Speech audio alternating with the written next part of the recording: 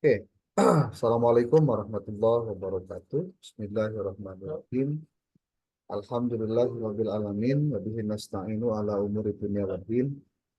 Wassalatu wassalamu ala asyrafil anbiya wal mursalin sayyidina Muhammadin wa ala alihi wa sahbihi ajmain. Bapak Ibu mahasiswa semester 2 PAI B eh, B ya, kelas B.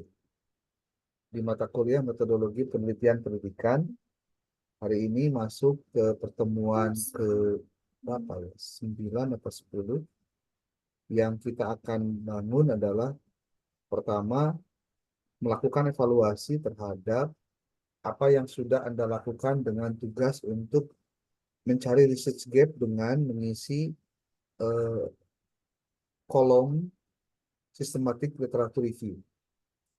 Systematic literature review ini adalah salah satu cara agar mahasiswa sebagai calon peneliti yang dia akan melakukan proses penelitian di lapangan untuk melakukan tahapan-tahapan yang benar dalam melakukan riset. Bu Ani lagi hajian ya? Oke, kebanyakan di kita itu tidak memperhatikan bahwa yang namanya apa membuat penelitian itu tidak dimulai dari harus membahasnya masalah. Padahal research untuk melakukan research yang dilakukan oleh mahasiswa, apalagi untuk penelitian tesis, seharusnya itu dimulai dengan runtutan cara yang benar. Oleh sebab itulah maka di kesempatan kali ini saya akan coba mempraktikkan cara-cara yang mudah untuk Anda bisa gunakan dalam melakukan research itu. Kemudian yang kedua, saya ingin Anda mulai sekarang mempelajari video-video yang nanti akan saya kirimkan pada Anda terkait penggunaan AI dalam konteks penulisan. Saya ada beberapa AI dan juga link artikel atau link tutorial yang terkait dengan AI ini yang sangat bermanfaat untuk digunakan oleh guru atau oleh mahasiswa yang sedang kuliah.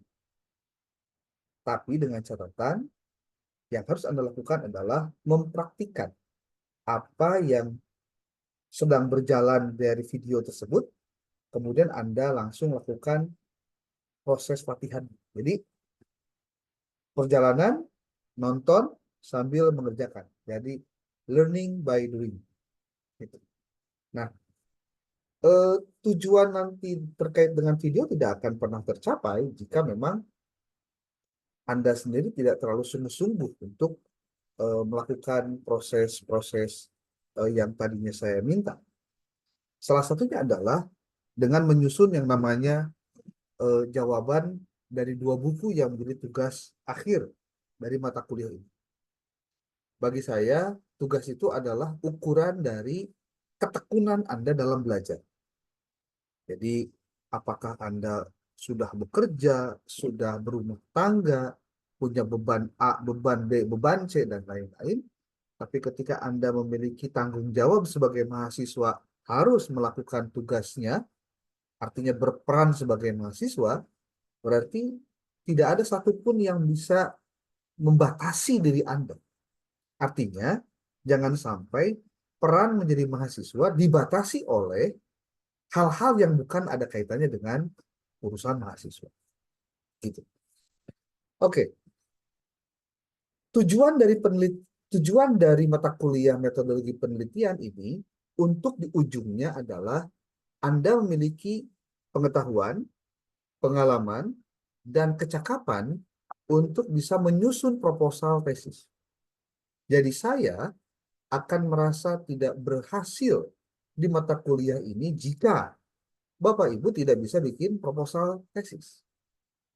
Dan tidak ada proposal tesisnya. Makanya nanti yang akan menjadi tugas akhir dari mata kuliah ini adalah proposal tesis. Jadi kalau tidak ada proposal tesis, Anda tidak mengikuti perkuliahan ini dengan sempurna. Gitu. Nah, Tentu ketika berbicara proposal tesis, Anda harus mengikuti aturan penulisan proposal tesis. Dan aturan penulisan proposal tesis itu ada dalam buku pedoman penulisan tesis. Pertanyaan saya, Anda sudah semester 2 nih, sudah pernah tahu buku pedoman penulisan tesis yang dikeluarkan kampus? Belum. Belum. Benar nih, belum semua. Ambil bukunya. Hah? Bukunya sudah. Bukunya sudah ada, Bapak. Tidak ada? Oke, Sudah ada. kalau begitu, Sudah ada. kalau begitu berarti kalau nanti kebetulan Anda offline datang ke kampus, pastikan Anda harus memiliki buku tersebut. Saya sih mungkin termasuk orang yang bakal merevisi buku tersebut, karena menurut saya buku itu harusnya juga menampilkan apa ya? Bagaimana cara penulisan tugas untuk mahasiswa. Jadi buku itu diberikan di semester 1. Jadi ketika semester 2 tetap kepake, semester 3 apalagi ketika itu kepake juga. Gitu ya. Cuma kalau buat Anda mungkin nanti setelah ini. Oke. Saya akan perhatikan pada Anda sebuah apa ya ini. Nih, Bapak Ibu lihat nggak ininya? Apa teh? Urutannya. Kelihatan? Kelihatan, Pak. Oke. Iya, Pak. Ini adalah, ini sebetulnya apa ya? Bagian-bagian dari proposal yang nanti harus dibuat oleh Anda. Ada latar belakang, ada identifikasi masalah, ada pembatasan masalah, ada perumusan masalah, ada tujuan penelitian, ada manfaat penelitian, ada penelitian terdahulu, ada kajian teori, harus ada hipotesis untuk kuantitatif. Oke. Kalau kualitatif nggak usah pakai hipotesis ya. Kemudian yang J ini adalah metode penelitian. Kemudian yang K itu sistematika penulisan. Lalu terakhir itu daftar pustaka. Ini harus ada dalam proposal tesis Anda. Dari mana saya ambil ini? Saya ambil ini dari sini. Nih. Dari buku yang dikeluarkan oleh kampus terkait dengan sistematika atau panduan penulisan tesis. Ini bukunya. Nah, ketika berbicara penelitian kualitatif ataupun kuantitatif, tidak ada masalah. Strukturnya tetap seperti itu. Nih, Anda nanti boleh lihat ketika berbicara kata pengantar nih, ada daftar isi halaman 5, kemudian ada pendahuluan, ada usul penelitian tesis, di sini usulannya apa saja. Lalu di sini ada persyaratan prosedur pengajuan usulan tesis. Nah, ini mah teorinya ya. Kemudian di sini ada juga teknik penulisan ilmiah. Oke. Nah, di sini lihat. Ada usulan penelitian tesis, halaman 3.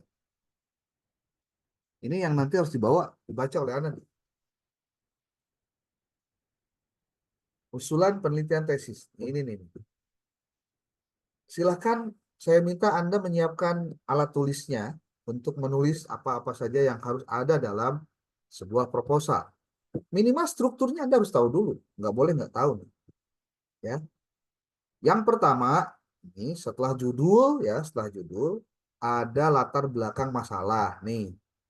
Yang pertama ya, yang A itu latar belakang masalah. Kemudian B itu adalah identifikasi masalah.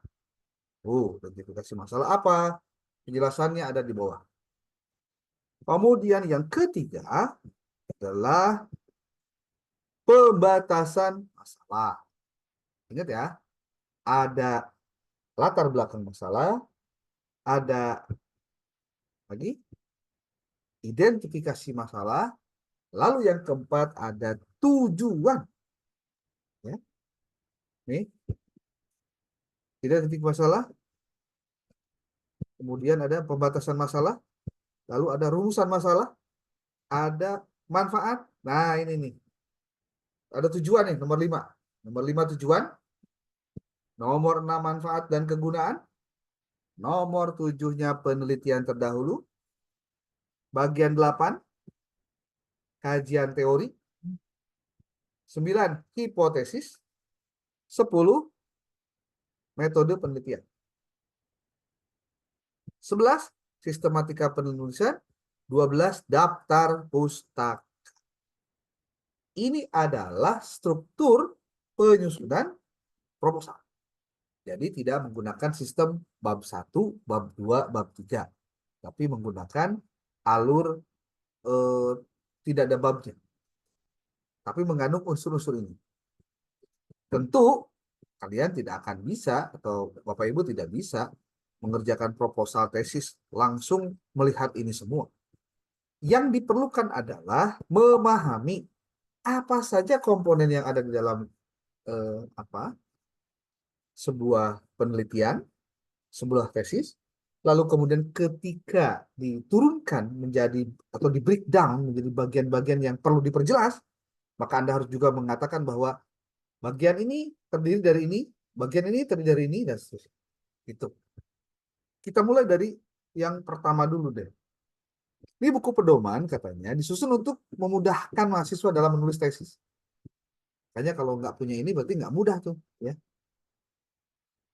Isi buku pedoman ini membahas tentang penelitian ilmiah, sistematika penulisan tesis, teknik penulisan tesis, dan etika penelitian. Serta dilengkapi dengan lampiran yang berisi format-format penulisan, penilaian, dan pengesahan tesis yang berlaku di program Magister STI Samsul Ulum Kota Sukabumi. Ini belum diganti karena inkhas ya. Kalau sudah diganti nanti mungkin namanya jadi inkhas. Kemudian, tesis merupakan tugas akhir mahasiswa program pasca sarjana sebagai persyaratan wajib untuk memperoleh gelar Magister untuk S2 di program Magister STI Samsul Ulum. Kualitas isi tesis, katanya, harus menunjukkan kemampuan kandidat dalam menggunakan prosedur ilmiah, prosedur penelitian yang sesuai dengan kaidah penelitian ilmiah, mengolah informasi primer dan juga sekunder, kemudian disajikan dengan menggunakan kaidah-kaidah penulisan ilmiah. Ini ada kaidah-kaidahnya. Kalau kaidah itu artinya norma-norma yang wajib untuk diikuti, ya, aturan yang wajib diikuti. Setiap karya tulis, termasuk halnya tesis, harus memberi manfaat bagi pengembangan ilmu pengetahuan dan bagi pemecahan masalah-masalah praktis. Nah, ini adalah salah satu dari manfaat dari tesis. Kemudian tesis juga mencerminkan sebuah karya ilmiah yang independen, asli, original dalam bidang studi kandidat, dan harus dapat memperkaya proses yang teliti, dapat berasal dari beberapa sumber. Apa saja? Pertama, analisis kritis materi keilmuan yang belum diteliti berdasarkan saran-saran penelitian terdahulu dan menarik untuk diteliti lebih lanjut. Untuk bagian ini, kita akan menemukannya pada saat kita membaca tesis. Di situ ada di bagian akhir dari penulisannya adalah seperti penelitian ini memiliki kekurangan. Salah satunya adalah A, B, C, D, dan lain-lain. Dan itu ditulis secara sadar tanpa kendali alkohol oleh siapa? Oleh si penulis. Nah,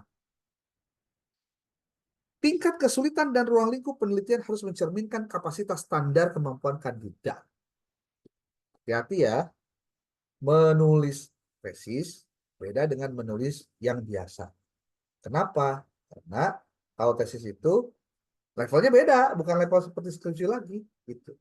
Dan itu akan ketahuan. Tesis itu terlihat dari apa ya sebutnya, mencek bahasa orang begini deh. Ayo tesis sudah tempuh halus, hebat gitu. Berarti itu mencerminkan kemampuan orang yang mengerjakannya. Oh berarti pinter gitu. Ada oge, aya oge tesis teh. Sudah biasa-biasa tesis. Asa hal anyar kurang nemponuki mah loba di internet gitu contohnya. Itu mencerminkan apa? Oh berarti kapasitas dari standar kemampuan si kandidatnya, si orang tersebut, oh hanya sampai segitu kali gitu. Ya.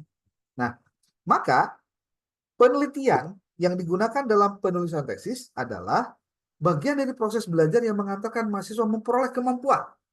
Dalam hal apa? Satu, mengidentifikasi dan merumuskan masalah yang penting untuk diteliti. Kenapa itu penting? Anda tahu nggak, mengidentifikasi itu bukan persoalan mudah. Mengidentifikasi itu dalam penyusunan soal yang sekarang terjadi, itu adalah soal hot. Kemampuan untuk melakukan identifikasi. Dan merumuskan masalah yang penting untuk diteliti. Jangan sampai kejadian. Seseorang nyaho judulnya, tapi nyaho rumusan masalahnya kan ngaco. Ya. Kemudian menganalisis data sampai merumuskan temuan penelitian. Ini tugas siapa? Tugas mahasiswa. Tentu yang ketiga adalah membahas temuan penelitian dengan konsep-konsep dan isu-isu penting dan juga terkini harusnya. Kemudian menarik simpulan, implikasi, dan saran serta mampu menyajikannya dalam bentuk laporan penelitian. Ini. Dalam konteks ini, tesis menstimulasi aktivitas belajar mahasiswa dalam melakukan penelitian ilmiah dengan bimbingan komisi pembimbing. Nah, ini hal-hal yang harusnya sudah tidak lagi harus dijelaskan, ya, bahwa mahasiswa apalagi di tingkat pasca sarjana dia harus menyelesaikan tesisnya, karena kalau tidak selesai tesis mual wisuda, kalau mual wisuda berarti mual menang ijazah, lamun teu menang ijazah berarti mual tenang hurufna, sebab menang katanya wae gitu, ya. Nah, pada tatanan praktis katanya mahasiswa diberi kebebasan untuk menentukan metode penelitian yang digunakan dalam penulisan tesis. Kemarin sudah pernah dijelaskan, research itu terbagi menjadi dua, dilihat dari cara melakukan research. Satu, dengan melakukan penelitian kuantitatif, yang kedua dengan melakukan kualitatif.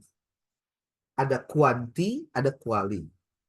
Nah, di antara keduanya itu ada yang disebut dengan mixed method atau penelitian gabungan.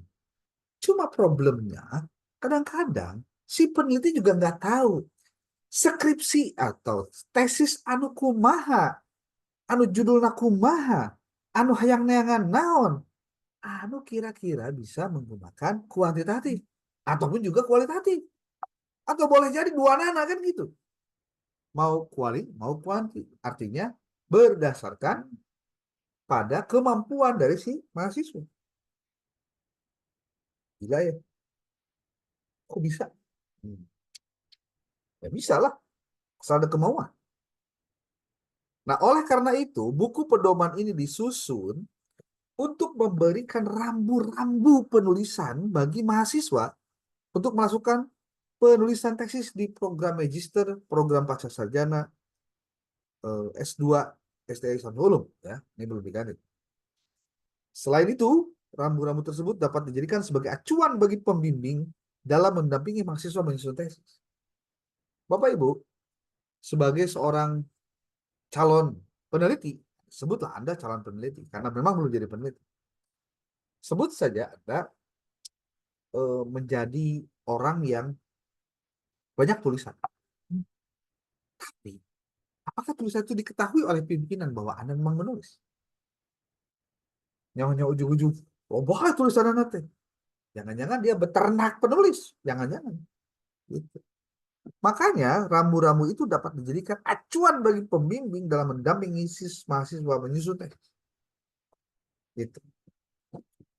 Panjanglah cerita nama. Inti nama hiji kumaha carana jadi tadi. Itu. Ya. Oke. Nah, ini nih. Usulan penelitian tesis, Ibu Bapak, di sini sudah disebutkan, ditulis di kertas A4. Oke. Lalu isi usulan penelitian tesisnya strukturnya kudu kumaha. Nah, ini Pak.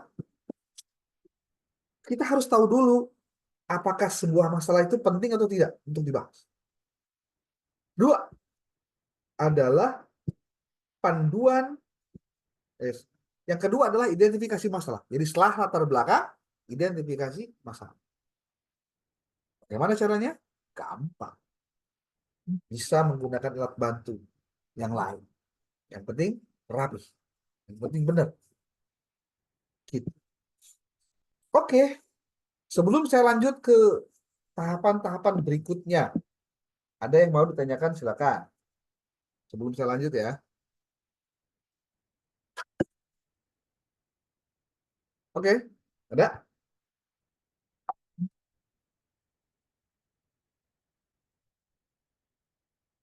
Silakan, ada?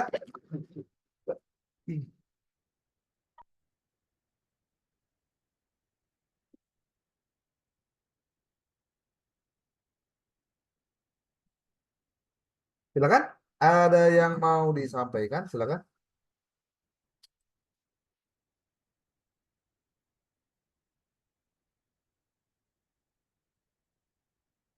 Halo, ini orangnya ada berapa orang sih ini teh?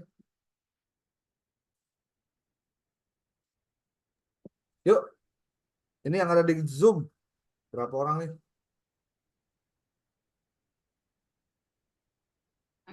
20. 4, 15. 15 kurangi 2. 14. Yuk, silakan. Ada yang mau komentar dulu atau bertanya atau apapun terhadap yang barusan? Mohon maaf, izin bertanya Bapak. Yuk, silakan. Ini ya terkait dengan pembatasan masalah begitu ya. Ketika di dalam kita nanti membuat sebuah tesis gitu kan, dalam pembuatan paragraf itu kan ada deduktif, induktif. Nah, dalam pembatasan masalah seperti itu gimana ya? Saya masih perlu dijelaskan lagi gitu. Pembatasan masalah ini atau dari yang umum dulu ke yang khusus atau yang khusus dulu baru ke umum atau bagaimana? Oke. Kalau dalam penelitian kuantitatif, biasanya alurin dari umum dulu ke khusus. Kuantitatif ya. Tapi kalau kualitatif, saya sarankan Anda mending apa? Memulainya bukan dari persoalan apa ya sebutnya. Bukan hanya melihat bahwa ini harus beres atau tidak. Tapi harus dilihat juga apakah kualitasnya bagus atau tidak. Dari mana kita dapati kualitas bagus atau tidak itu? Dari referensinya, dari masalahnya, dan seterusnya dan seterusnya. Gitu, ya. Nah, kalau tanya, Pak, kuali lah, kuanti lah, dan lain-lain. Pada akhirnya kuali atau kuanti itu tergantung skill. Sebetulnya skill kita menulis. Jangan-jangan begini, maksudnya mau cek orang teh kuantitatif atau apa deduktif contohnya. Pas gitu ternyata ngaco. Bukan, ya kan bisa jadi begitu. Kenapa itu terjadi? Ya akibat nggak concern. Concern. Begitu ya. Oke, next. Terima kasih Bapak. Ya. Prinsipnya menggunakan logika deduktif atau induktif itu akan sangat bermanfaat pada saat kita melakukan riset. Gitu. Ya. Jadi jangan begini, encan ke encan orang teh bingung nulis daun. Orang teh deduktif apa? Induktifnya nulis teh lila ira beresna. Hah? Gitu. Oke, next. Pak, izin bertanya Pak. Ayo, silakan. Mengenai tempat nanti mungkin buat penelitian tesis ya Pak ya. Itu tempatnya, lokasi penelitian itu harus per apa teh per kabupaten atau per kota atau satu kabupaten satu wilayah tapi diambil beberapa sekolah bagaimana itu Pak? Nah, Mengenai tempatnya. kalau itu sifatnya sangat-sangat tergantung dari kemampuan yang bersangkutan. Satu, yang pasti gini, tidak boleh meneliti di tempat sendiri. Itu patokan pertama tuh.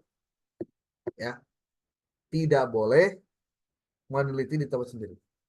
Kalau misalkan justru muncul pertanyaan, Pak, tapi si Eta geningan kamari ukur nyen tesisnya si Eta mengajar di tempat sorangan. Contoh ya, itu pasti dia tidak akan pernah bisa secara full pol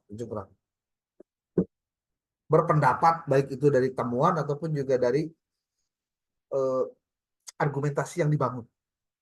Gitu. Nah, Terus kudu kumaha tuh?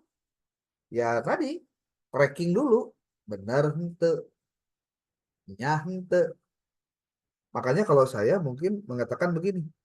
Kalau bicara tadi tentang lokasi penelitian, Pak, apakah sekabupaten? Apakah beberapa kecamatan atau beberapa kota? Pertanyaannya sederhana. Urang rek nyangan naon sih? Kita mau cari apa? Cari sensasi supaya disebut hebat dengan semua sekolah-sekolah yang baru ataupun yang lama itu kemudian dikeluarkan kabeh gitu. Bisa jadi, ya. Tapi saya tidak menganjurkan itu. Pak, bisa nggak saya pengen penelitiannya 2 sekolah saja? Silakan. Tapi di latar belakang harus dituliskan alasan kenapa Anda mengambil lokasi itu. Ya Pak.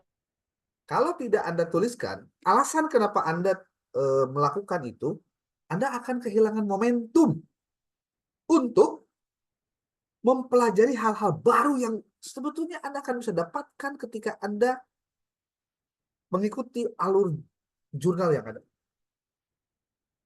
Kenapa? Nggak gampang loh nulis artikel itu. Harus riset. Ya. Kalau nggak riset gimana? Yang dapat bisa data. Data nggak punya. Kalau nggak punya data gimana? Nah, orang ditulis. Nah, saya bukan baru ngeh ya. Baru mungkin sekarang ngomong di Invest.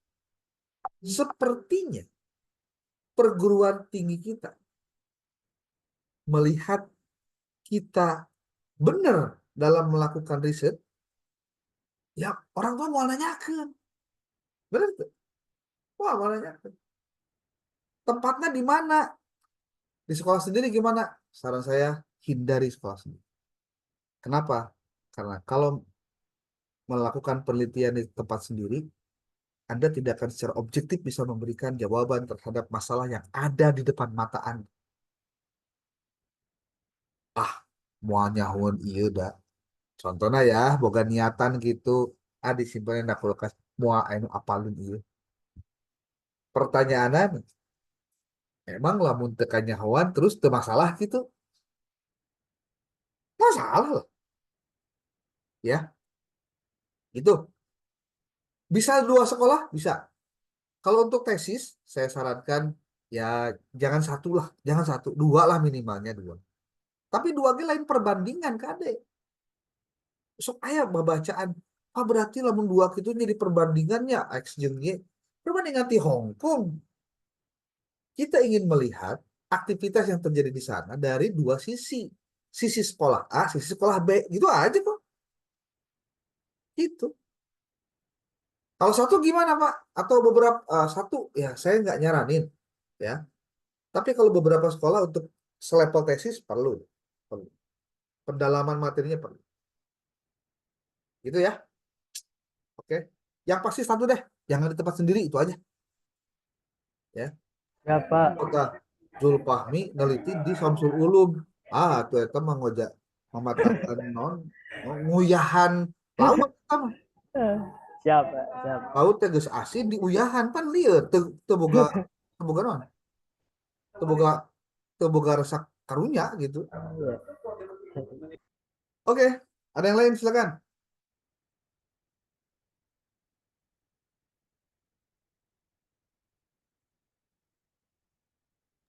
Ada? Izin Pak, bertanya. Hmm. Untuk ini daftar pustaka ya, apabila kita Mana mengutip. ya teh panona teh ketempo Ini lengkap atuh. Yo, wah. Untuk daftar pustaka, apabila kita mengutip dari artikel gitu ya, apakah itu, maksudnya artikelnya itu nanti kita cantumkan di daftar pustaka itu, apa maksudnya termasuk plagiasi sih, apa enggak gitu nantinya? Enggak. Kalau Enggak. kalau mengutip dari tesis orang, Nah, apa tinggal pertanyaannya begini, apa yang dikutip? Contoh ya, contoh. Pak, bolehkah saya mengutip dari buku? Boleh. Bolehkah saya mengutip dari artikel jurnal? Boleh. Bolehkah saya mengutip dari tesis orang lain? Boleh. Kayak pertanyaan, nah nu dikutip gitu. Saya sampaikan begini, dan ini penting, tolong dicatat baik-baik nih. Yang dijadikan sebagai kutipan dari referensi bentuknya buku, tesis, ataupun juga artikel jurnal, itu adalah temuan penelitian yang ada di sana. Contohnya, ulah kia kejadian ya, ya kejadian sok ieu. Urang keur nulis tesis, nyieun proposal. Kebenaran teori teh dijelaskan aya dina hiji artikel, di copy paste we artikelnya, asupkeun karena referensi orang menang tuh nggak boleh. Syarat referensi itu bisa dijadikan sebagai referensi atau harus otoritatif. Referensinya otoritatif. Yang kedua, harus apa? Relevan. Oke? Non relevan. Yang ketiga, autentik. Coba. Apa yang pertama? Yang pertama Otoritatif. Harus otoritatif. Nah, kedua relevan. apa itu yang disebut dengan daftar pustaka atau referensi itu harus otoritatif? Maksudnya adalah bahwa bercerita tentang, oke, bercerita tentang apapun itu, mengutip harus dari yang otoritatif. Nah, maksudnya otoritatif. Otoritatif itu artinya memiliki apa ya? Kekuatan secara umum bahwa apa? Teori itu benar-benar bisa dipakai, ya. Artinya apa? Bahwa teori itu bisa dipakai itu karena posisinya adalah teori itu sering dijadikan sebagai kutipan oleh yang lain. Contoh, ketika mengutip teori tentang motivasi, teori yang otoritatif yang banyak dikutip itu ya teorinya Benjamin siapa? Abraham Maslow, contoh. Makanya jangan ngambil referensi yang lain, gitu. Contoh lagi, ketika kita mau belajar tentang bagaimana cara mengajar yang baik, berarti kudu membaca model-model pembelajaran. Dari mana kita bisa mendapatkan referensi tentang model-model pembelajaran? Oh, ada dulu Joyce, apa ya, Joyce kalau nggak salah, judulnya The Models of Teaching, model-model pembelajaran. Itu bukunya otoritatif. Kenapa otoritatif? Bukunya memang banyak dijadikan rujukan. Gitu. Benar.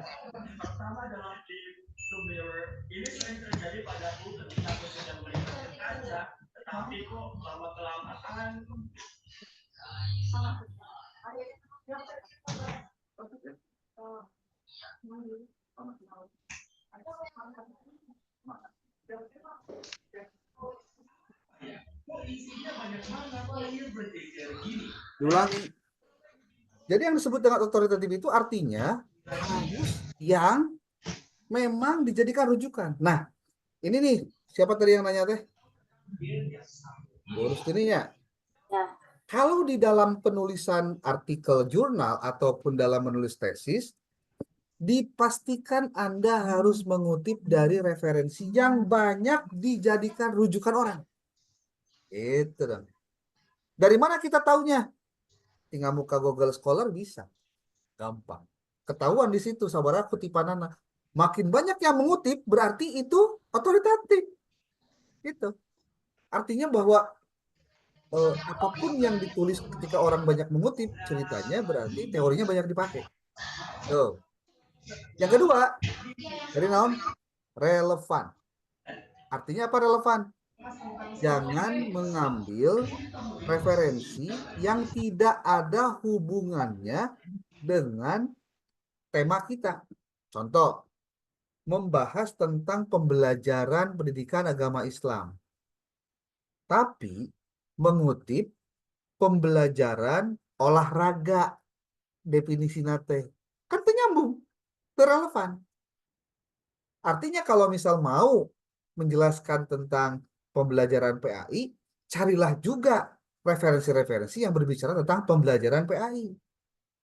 Kalau penelitiannya kita di sekolah dasar, contoh pembelajaran PAI di sekolah dasar, maka yang Anda harus lakukan adalah mencari referensinya juga yang itu berhubungan dengan sekolah dasar. Itu. Jangan gini, hari penelitian tentang pembelajaran PAI di sekolah dasar, tapi penelitian terdahulunya dan kutipannya ngambil dari penelitian PAI, pembelajaran PAI di sekolah menengah atas. Eta ngaco, terrelevan gitu teh. Yang ketiga, harus otentik. Nah ini Bu Rusti ini, nu penting mah iya ya. Naon otentik teh? Otentik itu artinya kita, orang yang melakukan penelitian, itu melihat langsung pada sumbernya. Contoh, Pak Eko ya ceritana arek nulis tentang pembelajaran PAI di LKP atau LPK. Contohnya, ternyata referensi nanti aya dina banyak referensinya. Kebenaran orang maca artikel. Dina artikel teh ada teori. Teori eta teh dikutip tina buku. Pak Eko teh teu maca buku ngan maca artikelna. Tak eta teh teu otentik, Pak. Percaya. Karena apa? Kita tidak melihat langsung sumbernya. Gitu. Jadi, apa yang harus dilakukan kalau begitu? Yang harus dilakukan oleh peneliti adalah harus merujuk pada sumber aslinya. Atau melihat langsung pada sumbernya. Ulah ecek jeung cenah. Sok aya dengan tulisan kutipan teh siga kieu. Menurut Garuda, dalam Sinta, menurut Sinta, di dalam Garuda disebutkan bahwa kan begitu tuh nggak bener tuh ya. Nah, harus bagaimana kalau begitu? Berarti si peneliti wajib membaca, menelaah, melihat langsung pada sumbernya, dan itu yang kita sebut dengan autentik. Percaya atau tidak, kenapa kemudian kita harus menelusuri yang namanya referensi itu dengan benar? Karena ada persoalan. Contoh gini, Pak. Contoh ya, Bu Dewi ngetik tesis. Terus ngutip bukunya buku A contohnya. Ditulis halaman teh 107. Oke. Dasar geus kitu meureunnan. Pas nulis teh angka 7-na teu kaketik. Lu muncul angka 10. Terus teka nyahoan tah. Skripsina teh caritana beres. Jadi magister. Skripsina dijilid. Terus skripsi itu teh dibaca. Kusaha? Ku batur. Atau ku kakak ku adik kelas. Terus kebenaran maca bagian eta. Kira-kira lamun teu maca buku sumberna, ngutipna bakal nulis halamanna 10 atau 107? 10, Pak. Kunaon sababna? Nu dibaca tesisna, lain bukuna. Ya. Makanya kalau misal Anda menulis tesis, tapi tidak langsung merujuk pada sumbernya, tapi lihat dari tesis yang orang lain sudah buat, saya mah Pak, percaya dan tidak percaya. Berarti Anda tidak benar-benar serius itu ngerjain tesis. Karena Anda secara tidak otentik sudah menuliskan hal yang sebetulnya tidak boleh dituliskan. Terus gimana dong Pak kalau begitu? Nih, saya berikan clue, Bapak Ibu. Perhatikan baik-baik. Entong icep.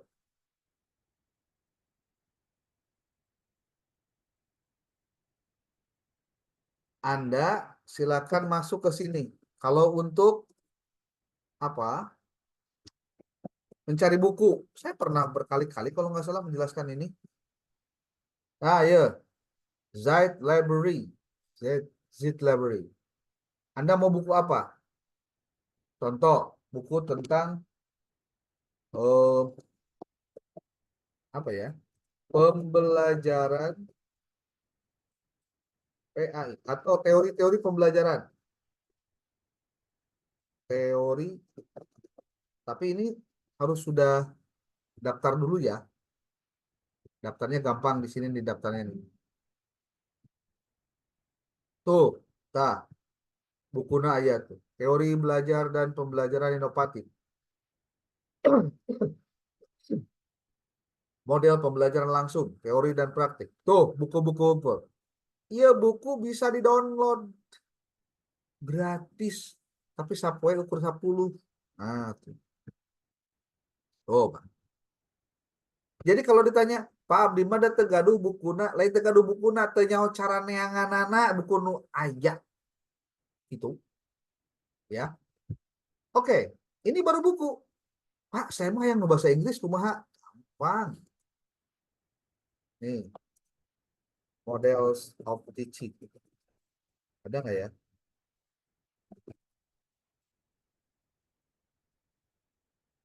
Satu, dua, tiga.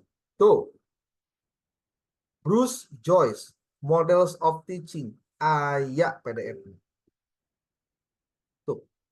Jadi kalau menurut saya, Anda tuh sebetulnya tidak akan pernah kehilangan dan kekurangan yang namanya referensi. Asalnya hoe, kumaha carana yang anak. Ini buku semuanya gratis sih, Pak. Tuh, saudara. Tentu dengan memberikan kata kunci yang benar, orang yang naon gitu loh. Ya. Tuh. Jangan seperti ayam mati di lumbung padi. Lumbungnya banyak, padinya banyak, tapi pae kan aneh gitu. Mahasiswa boga handphone, boga laptop, terkoneksi internet, tapi tesisnya tuh beres. Bahkan kuliah nanti tuh tuntas. Aduh, asa nanti kebangetan, Pak. Tuh, oke. Models of teaching. Ini baru apa? Baru tentang buku. Artikel jurnal lebih ekstrim lagi. Anda mau cari apa? Nih, saya kasih tahu ya. Nih, saya kasih tahu nih. Rumusnya mencari artikel jurnal di Google Scholar itu gampang. Gampang Google Scholar. Tapi ke aya nu gampang deh naon publish or perish pakai aplikasi. Itu kudu apa diinstal. Setelah diinstal setelah di download diinstal. Setelah diinstal nanti Anda tinggal tuliskan kata kuncinya. Anda bisa mendapatkan artikel yang terindeks apa? Scopus bisa, naon bisa. Tuh. Contoh ambil yang Scopus, Pak. Ini setelah karena saya sudah apa? Sudah terkoneksi langsung ya, tinggal nunggu. Pembelajaran PAI. Kalau pembelajaran PAI berarti harus menggunakan bahasa Inggris. Kata-katanya bahasa Inggris, Pak. Pak, saya mah tuh bisa bahasa Inggris kumaha carana? Aya tutorialna make AI. AI-na naon? Tah ye AI-na contoh. Pakai deepl.com. deepl.com. Tah, ngan ieu mah kusabab kudu mayar nu gratisna nganukur 1.500 kata. Tulisnya di dia. Pembelajaran pendidikan pendidikan agama Islam. Learning Islamic Religious Education. Aya deui pilihanana tuh Islamic Religious Education Learning. Learning of Islamic Religious Education. Mana wae bisa dipakai. Contoh deh, pakai ini. Learning of Islamic Religious Education. Kopikan ini, masukkan ke dalam Publish or Perish, lalu masukkan ke dalam yang Scopus nih, di keyword. Keyword. Oh, masuk.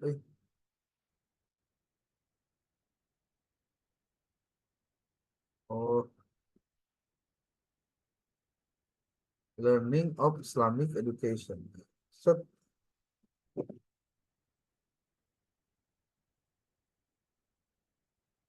Ya. Kemudian di sini tahunnya kita batasi 10 tahun. 2014 sampai 24, sorry. 2015, 10 tahun. Lalu search.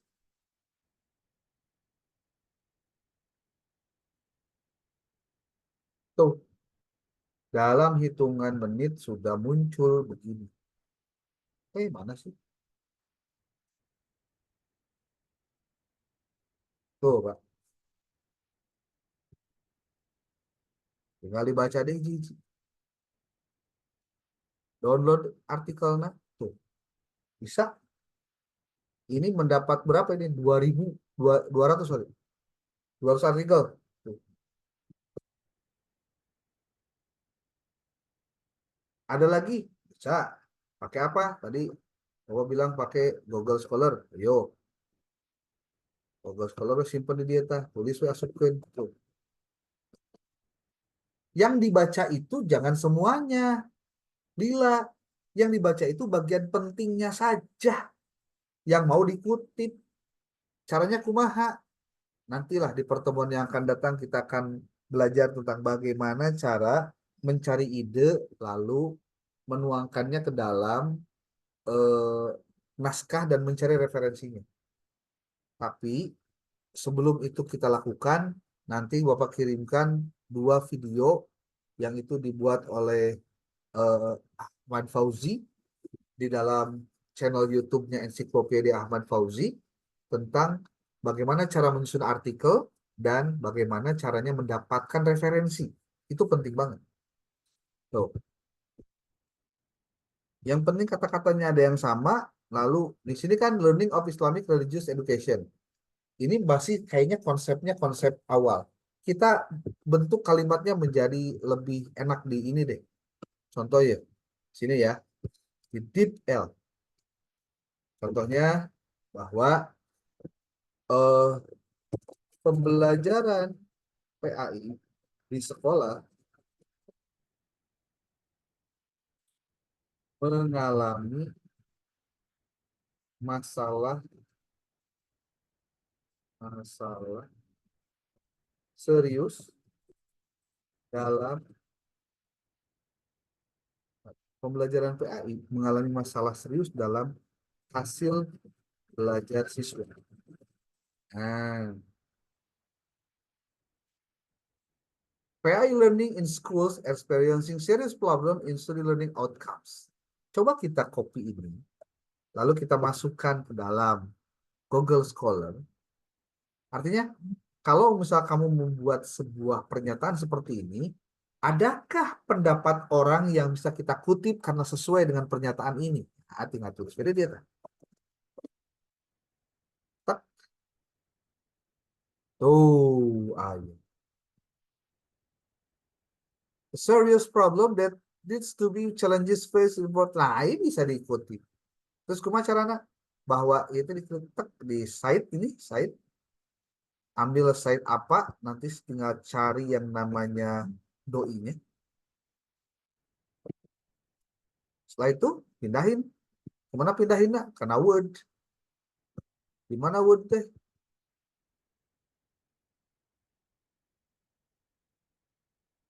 Nih Word.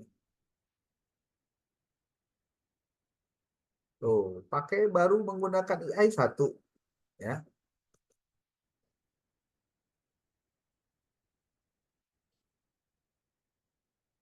Nah, contoh nih, kita bikin sebuah pernyataan bahwa pembelajaran PI di sekolah itu menghadapi masalah serius tentang hasil belajar siswa. Nih.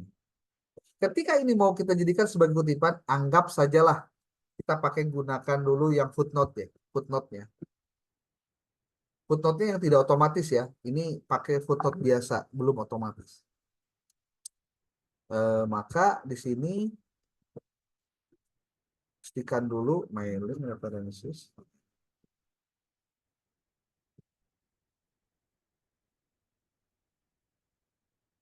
Mana ya? Review referensi. Nih, insert note. Nah, kita simpan aja secara ini dulu ya, secara apa? Secara manual. Biar nanti ketemu non-way gitu.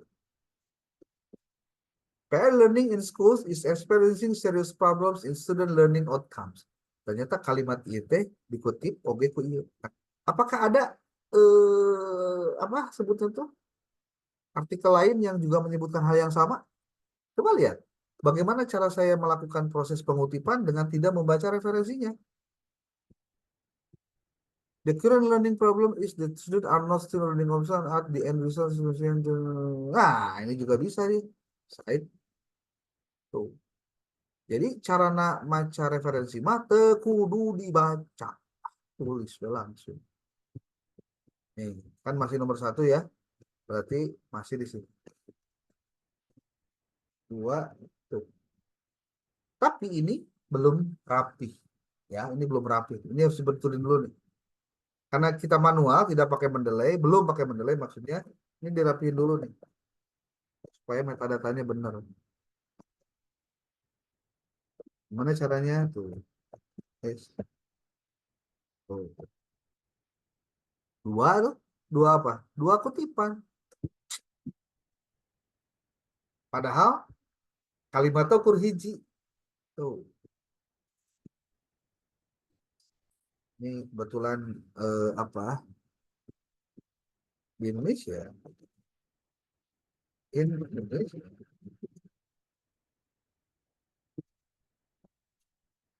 Oh.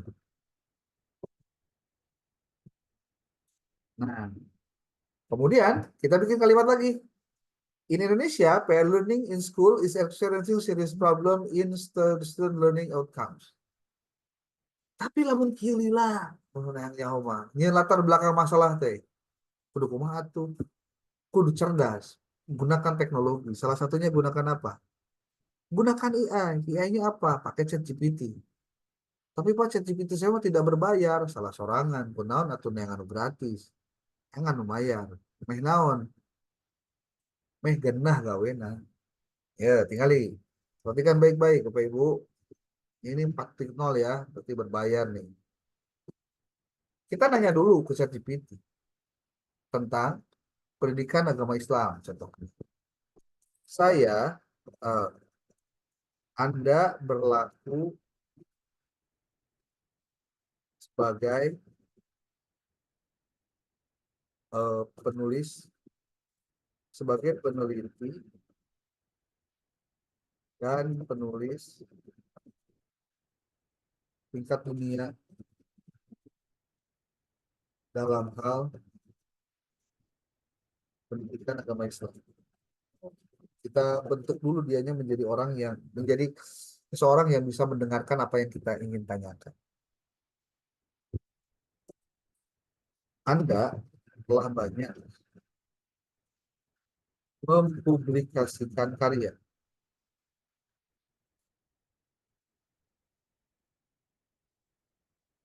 Bantu saya untuk mendapatkan ide penelitian tentang pendidikan agama Islam di sekolah, di SMP lah, di SMP. Bantu saya untuk mendapatkan ide penelitian, kurung buka, research gap,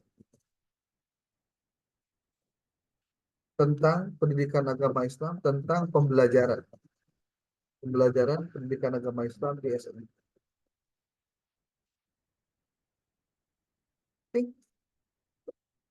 Apa kira-kira jawaban dia? Berikut ini adalah beberapa ide penelitian mengenai pembelajaran pendidikan agama Islam di SMP yang mungkin mengisi gap penelitian yang ada. Ini, jadi ulangnya penelitian itu nulis biasa, neangan out of the box gitu loh. Kan kita bisa bertanya langsung dengan dia, diskusi aja begitu. Pengguna teknologi dalam pembelajaran PAI. Ini belum judul, ini baru temanya. Nanti kita arahkan bagaimana cara untuk membuat judulnya. Integrasi pendidikan karakter dalam PAI. Nah, ini juga sesuatu yang masih tren. Pendekatan multikultural dalam pembelajaran PAI, apalagi ini kultural. Metode pembelajaran PAI yang inovatif. Belum semua guru bisa melakukan itu. Peran guru dalam pembelajaran PAI di era digital. Ini juga menarik nih. Pengaruh lingkungan sekolah terhadap pembelajaran PAI. Ya, karena sekarang lingkungan sekolah gila-gilaan. Pengembangan materi bahan ajar yang kontekstual, pendekatan diferensiasi dalam pembelajaran PAI, evaluasi pemilu PAI di sekolah menengah. Pertama, hubungan antara pembelajaran PAI dan keterlibatan siswa dalam kegiatan keagamaan. Banyak sekali. Contoh ya, saya ingin Anda memilih salah satu. Contoh nih, yang mana ya? Nah, yang pertama deh, penggunaan teknologi dalam pembelajaran PAI. Saya tertarik untuk mendalami nomor satu. Nomor satu. Kan nanya aja, bagaimana menurutmu?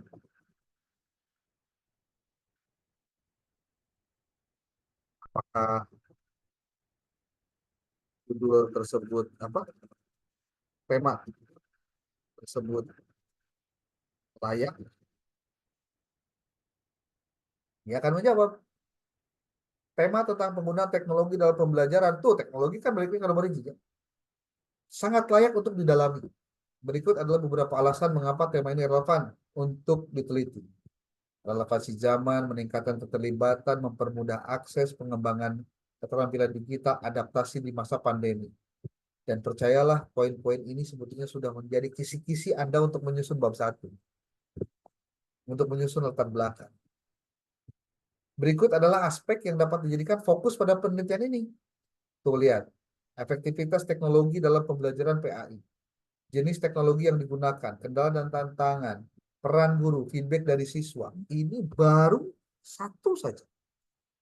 Ketika kamu mulai masuk ke sini, saya mau meneliti tentang efektivitas teknologi dalam pembelajaran PAI deh. Saya tertarik untuk membahas dan meneliti tentang efektivitas teknologi dalam pembelajaran PAI. Buatkan alternatif judul tesis dengan pendekatan kualitatif,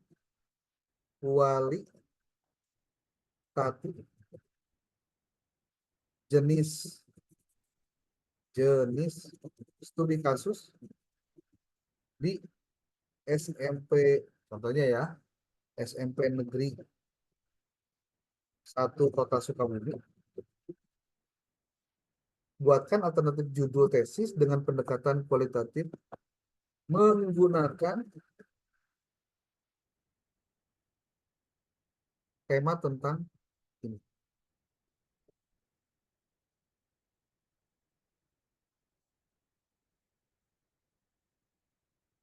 Buatkan alternatif judul. Buatkan alternatif 5 judul. 5 judul aja lah. Biar tong lihat ting. Tuh, dikasih judul-judul nggak? Berikut adalah 5 alternatif judul tesis dengan pendekatan kualitatif dan jenis studi kasus di SMPN 1 Kota Sukabumi yang berfokus pada efektivitas teknologi dalam pembelajaran PAI. Tuh, judulnya.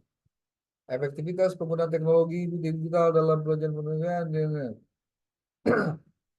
Pengaruh integrasi teknologi dalam pembelajaran PAI terhadap motivasi dan hasil belajar. Ini kuantitatif padahal. Pemanfaatan aplikasi pembelajaran dalam pembelajaran generasi aplikasi dan tantangan di SMP 1 Kota Sukabumi. Analisis kualitatif efektivitas media teknologi dalam meningkatkan kualitas pembelajaran PAI studi kasus di SMP 1 Kota Sukabumi. Ini judul tuh pada bagus sih. Mau dilanjut, bikin outline bab 1, bab 2, bab 3, bab 4. Nyian tesis 2 poin beres. Tapi dengan catatan, tidak semua di copy paste. Ada tahapan yang harus dilakukan oleh Anda. Salah satunya apa? Salah satunya adalah dengan mengkonfirmasi teori dan pendapat atau sitasi ke sumber asli. Gitu. Oke, jalan pling kita tadi sok cara ya lah. Boleh? Silakan. Ada yang mau berpendapat, berkomentar, silakan.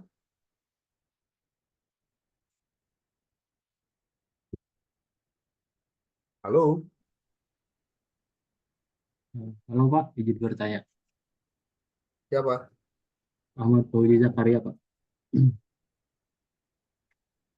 Oke. kan ya setelah terbentuknya tema dan judul, ya Hmm. kita juga penting untuk mengetahui suatu masalahnya. Hmm. Nah, ada gak sih Pak tips mudah untuk mengetahui masalah tersebut penting atau tidak gitu? Terima kasih. Untuk mengetahui penting dan tidak, itu dilihat dulu kontennya kira-kira itu update atau tidak. Kemudian menyangkut masalah yang krusial nggak? Contoh gini, di zaman teknologi sekarang, guru itu wajib punya kemampuan dalam bidang teknologi digital. Penting nggak itu? Penting. Kenapa penting? Karena sekarang teknologi digital telah menggantikan posisi guru. Berarti kalau begitu, membahas tentang teknologi digital bagi guru adalah sesuatu yang urgent untuk dibahas. Ketika ngomong urgent, kita menentukan di situ bahwa memang penelitian ini wajib dilakukan, perlu dilakukan, karena penting. Gitu. Jadi pentingnya boleh jadi dari aspek apa ya sebutnya itu, dari aspek teknologinya. Penggunaan teknologi oleh guru yang memiliki kemampuan atau kompetensi digital itu sesuatu yang tidak bisa dibantah. Wah, kalau udah ngomong begitu berarti kita maksa banget ya. Ini penelitian wajib dilakukan. Karena sifatnya apa? Krusial. Saya sering bilang istilah krusial itu sesuatu yang sangat-sangat mendesak. Kemudian diingkekeun. Contoh gini, punten. Ini contoh aja nih. Buat yang punya anak nih, saya mau nanya. Pendidikan anak itu krusial nggak? Krusial. Anda nggak bakalan lagi ketemu dengan momen ketika anak Anda kecil. Hanya nungguan gede. Contoh, aduh, bapaknya kerja boga duit ya. Jadi beli susunan kewe lah 2 tahun yang akan datang. Ya mau bisa tuh. Ya, kenapa? Karena krusial. Harus diselesaikan waktu itu. Oke, begitu ya. Ada lagi? Ya Pak.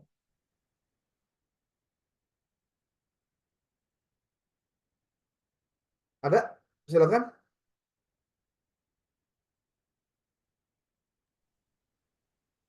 Izin, Pertanyaan? izin bertanya orang tua. Ya. Tadi untuk masalah misal ya yang tadi tentang digital itu bagaimana kemampuan guru dalam memahami digital itu dan penerapannya terhadap murid. Mungkin kan kalau untuk di sekolah, misalkan sekolah dasar yang akan kita teliti, gurunya itu kan tidak banyak kalau PAI gitu. Nah itu maksudnya memenuhi apa ya kuota atau syarat nggak untuk apa penulisan tesis itu? Diulangi lagi, kumaha? Kan ya apa sepertinya tadi tema tadi bisa kayak judul Ya. tadi tentang digital itu ya. Misalkan kemampuan seorang guru itu yang akan kita teliti dalam penggunaan digital itu. Nah, maksudnya guru agama itu kan bisa kalau di SD atau SMP itu kan nggak terlalu banyak gitu ya. Maksudnya itu apa memenuhi syarat yang bisa guru agama Nah, itu cuma ada 2. iya, dangukeun. Kalau penelitiannya kualitatif, ya, saya ulangi. Kalau penelitiannya kualitatif, sumbernya ada 3 orang pun tidak masalah. Bisa. Contoh, kepala sekolah, guruna 2 contohnya, terus murid 2, jadi 5. Boleh nggak? Boleh. Kenapa? Karena pada penelitian kualitatif, Anda akan lebih banyak mengambil data dari wawancara yang mendalam dengan responden.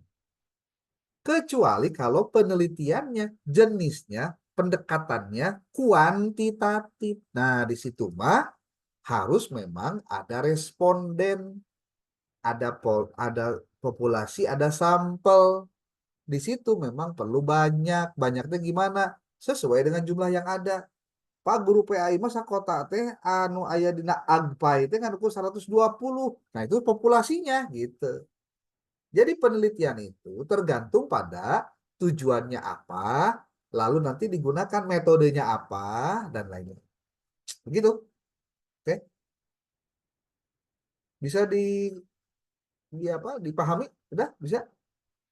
Ya. Oke, silakan. Ada lagi? Oke, berarti Pak, Bapak yang saya pahami barusan dari sampel dari populasi itu ya, misalkan guru PAI dari Kabupaten Sukabumi ada sekian ratus orang gitu.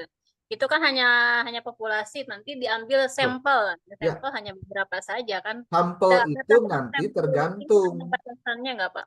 Gini, sampel itu nanti tergantung. Kita mau penelitiannya levelnya apa? Level kota kah? Level kabupaten kah? Atau level kecamatan? Kan beda-beda.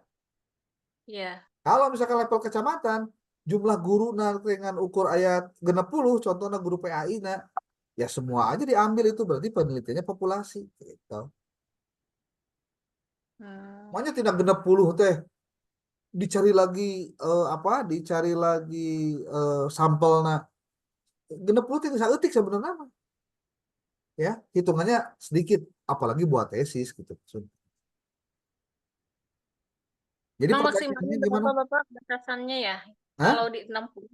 Batasannya maksimalnya berapa untuk sampel yang Oh baik gitu? nggak ada batasan.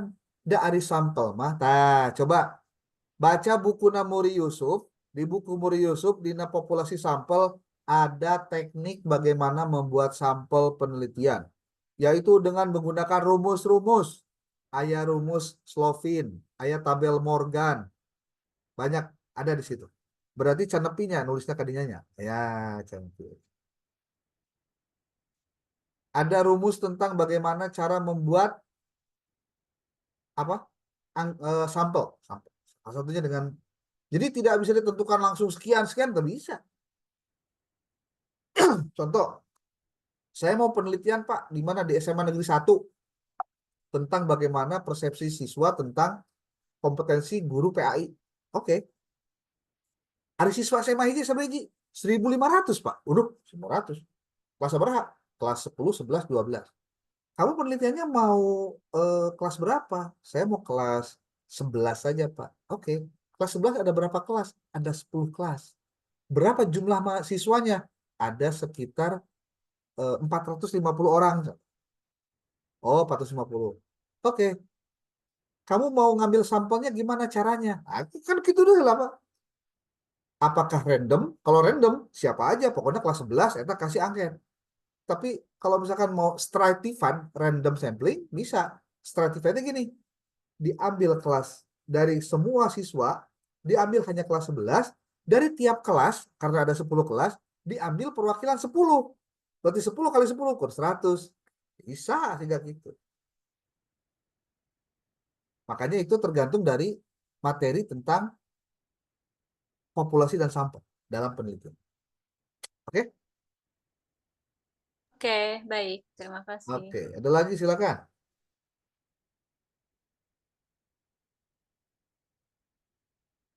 Halo.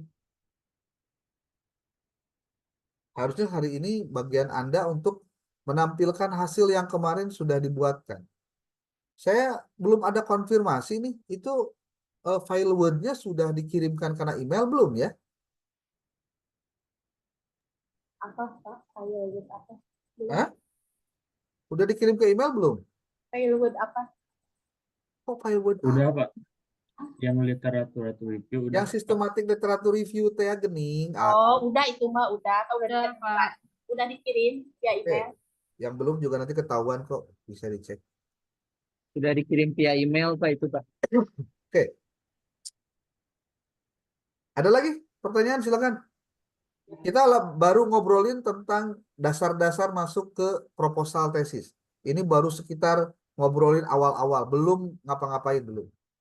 Saya mungkin harus juga nanya nih ke Bu Andini, ini ada pembelajaran tatap muka nggak? Bu Andini? Ada Bapak di awal bulan sebelum Awal bulan, berarti awal bulan apa? Juli ya? awal Juli, ya. Oh Juli, oke. Makanya kalau pas saat apa pembelajaran tatap muka ulah tepi ka aya nu gering atau jalan-jalan keluar kota gitu nya. Siapa? Cantik.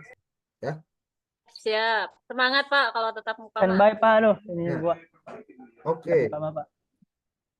Ini yang barusan disampaikan itu baru seuprit dari seluruh materi yang ada. Jadi tinggal bagaimana kita belajar lagi dan belajar lagi dan belajar lagi. Jangan pernah berhenti belajar, karena kalau berhenti belajar berarti Anda bukan pembelajar sejati dan bukan guru. Karena guru itu hakikatnya dia adalah pembelajar sejati. Dia terus belajar walaupun di dalam posisi dan kondisi apapun. Ya. Jangan lupa tugas-tugasnya dikerjakan, tugas-tugasnya juga dijadikan bagian dari cara kita belajar tentang hal-hal yang mungkin belum pernah kita dapatkan. Ya. Oke, Bu siapa? Bu Andi ini sudah pukul 17.36. Kalau saya lanjutkan nanti bisa bentrok jeung maghrib. Kemudian Iya, Bapak. bisi aya mahasiswa anu jadi imam atau anu ngamparkeun sama di karpet di masjid dah Ada eta Pak, ada. kudu diwartosan. Oke ya, saya pikir itu saja dulu untuk sementara. Nanti bahan-bahannya saya kirim di grup untuk Anda silakan baca, pelajari hal-hal penting yang saya nanti sampaikan itu. Demikian, terima kasih. Billahi taufiq wal hidayah. Wal muwafiq ila aqwamit thoriq. Assalamualaikum warahmatullahi wabarakatuh. Waalaikumsalam warahmatullahi wabarakatuh.